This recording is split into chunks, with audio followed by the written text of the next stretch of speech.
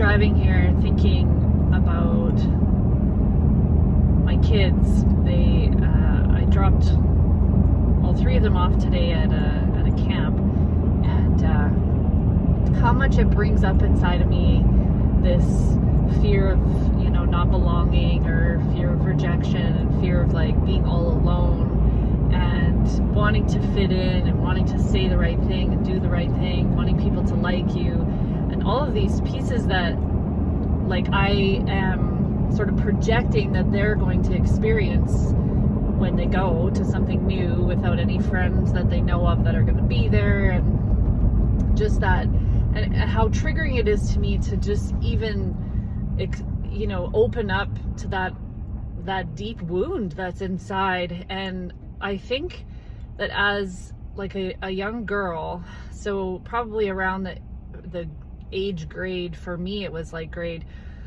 7 and 8, when I really started to feel that pressure to fit in, and that pressure to be cool and to have friends. And I'm sure it started before that, but I just really have like visceral memory of those times in around grade 7 and 8, and I was not prepared to deal with that. I didn't know how to manage the emotions that came with it, and how easy it was for me to start to create these sort of like alternate personalities so that I could try to fit in. And this, it really ties back to something I've said many times, is like I used to feel like I was a master chameleon. I could modify myself in order to fit in with different crowds and different groups, just based on what I was observing and the ways that the interactions between the people in the groups, I could fit into anything.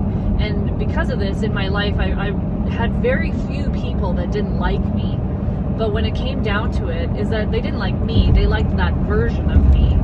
And as I've gotten older, and I've unlearned those patterns of masking and hiding myself, and I've stepped more truly into who I am authentically, what I've realized is that a lot of those a lot of people that maybe used to like those alter egos of me, they don't like the real me.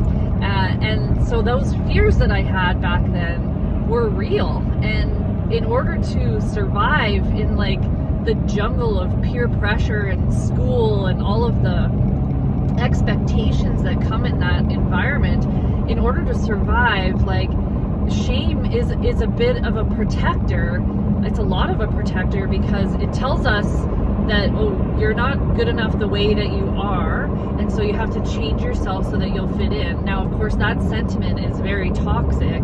However, it's showing up in an effort to protect us, because there is a real valid threat to our well-being that exists in those social circles. So as I think about this now, my kids, they blow me away with their courage, to go to these things. They never really seem super bothered by it. My oldest tells me he does get nervous, but once he's there, he feels fine.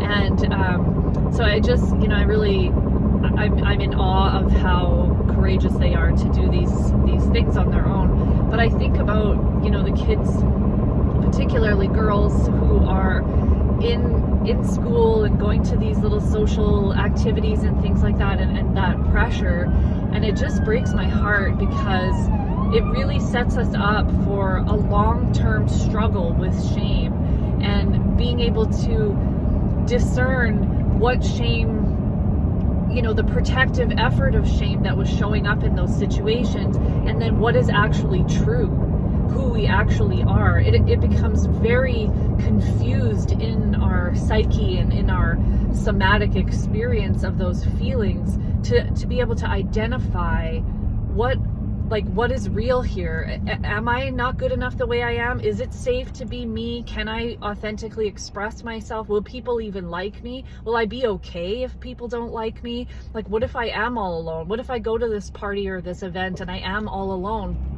Am I going to be okay? Because our ego says we're not. And so then we develop these shame beliefs, because our ego is so freaking terrified of those things coming true. So as we get older, how do we unlearn those pieces, and how do we discern what was protective shame and what is healthy? So these are just some thoughts I have, and questions to consider. I'd love to hear from you.